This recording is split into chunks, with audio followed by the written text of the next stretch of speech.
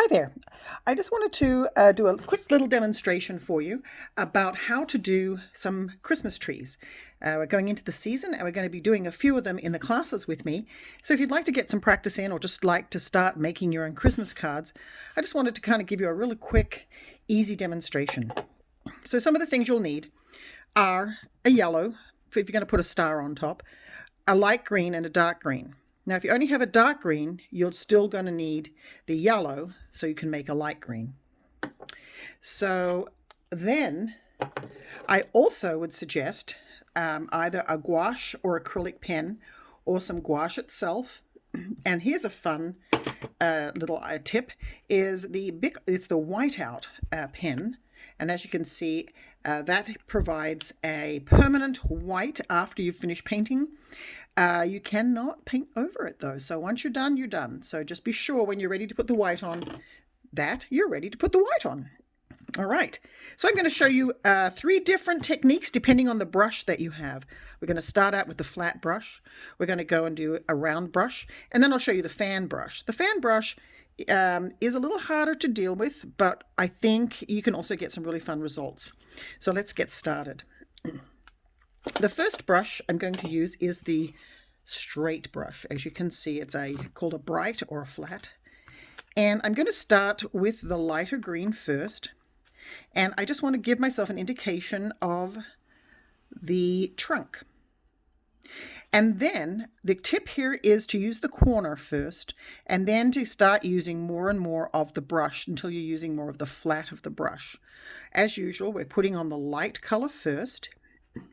And I'm coming in just using the absolute tippy tip of the corner, applying more pressure and kind of zigzagging down like a seesaw.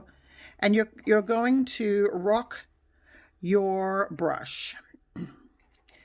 One of the most common errors is that people only paint the branches on each side. But as you can see, I'm filling in the middle a bit too, because that's the front and the back of the tree as well, and it gets fairly thick in there.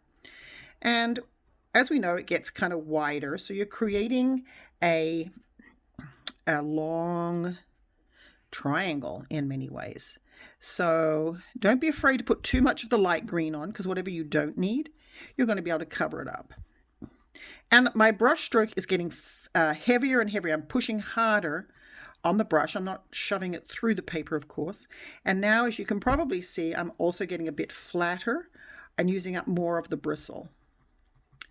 And little tappy strokes, so we're getting some broken edges to it. And we're not trying to draw every individual branch or every individual leaf needle. We just want to show the image or the silhouette of the tree. Now this color here is a little different. It's called Undersea Green. It's a Daniel Smith.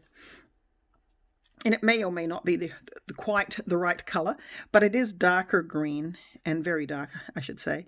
So now, usually you're just going to wait for that to dry a little bit, and I'm going to just add some of this. I don't want to get rid of all of that nice green. So go in lightly with this. You can always add more. If it's not creating the silhouette you're looking for, just know that you can add more.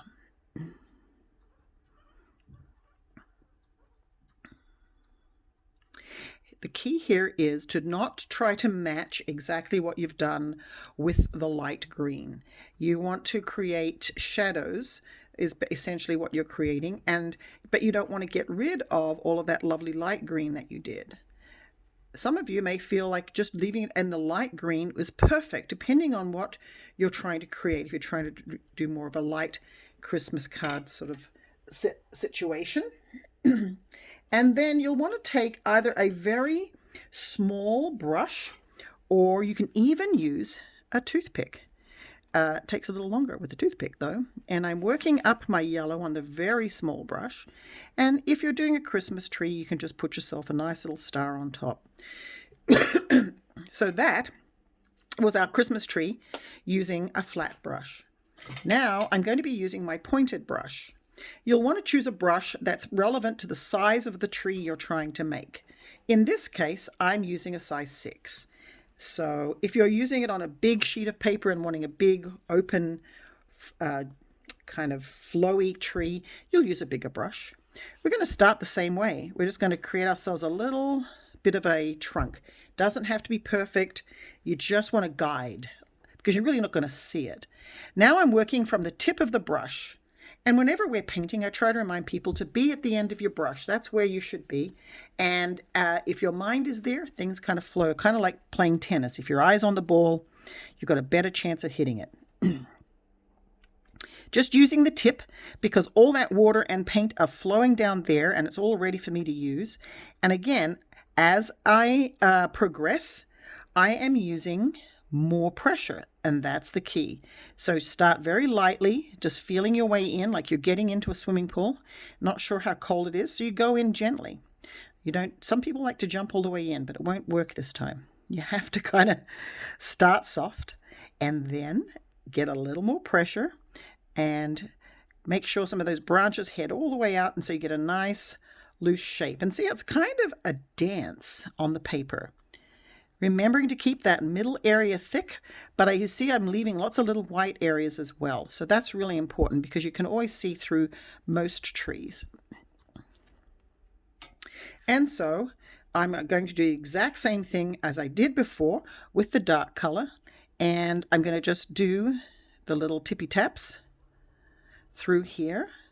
Now in this case, I haven't let it dry, which you'll see is making it run, which is a look that is actually kind of cool. You don't have to. If you'd like a more precise look, then you'll wait for it to dry and you'll do your second layer once it's dry. Again, making sure that you're adding more pressure, using more of the brush instead of the tip as you come to the base of the trunk of the tree. So I'd suggest practicing that as many times as you feel you'd like to. Now we're going into the fan brush, and this is quite a big brush for this size, so it might be a little unwieldy, but I'm going to start with my trunk. Thank you, Mr. Round Brush, for providing that. And I'm only really going to be using probably this much of this brush. So I'm going to get those corner edges. Using just that little tippy bit there, I'm going to start putting in the brush. Now, the thing to remember is as you apply pressure, the bristles are either going to go down or up. So once you start seeing what's happening, then you can adjust accordingly. The other thing is, let's see, you don't need to use the whole of the brush, and it's a rocking motion, and you get more. This is a little chubby tree.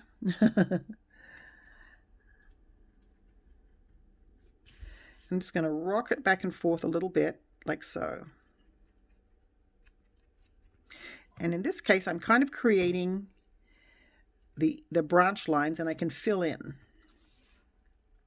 Although some trees, like a spruce tree, have much more open spaces like that, and so you could leave it at that. But I'm just going to get it a bit mucky in the middle. And then I'm just going to take that dark color one more time and go tip-tap using just a little bit. And now, again, applying more pressure and using more of the brush. And that is essentially the key, no matter which brush you're going to use. And as we said before, you can put your little star in. You could put some snow and whatever else. So I hope this is helpful for you. And if you practice it a couple of times, I bet you'll master it in no time.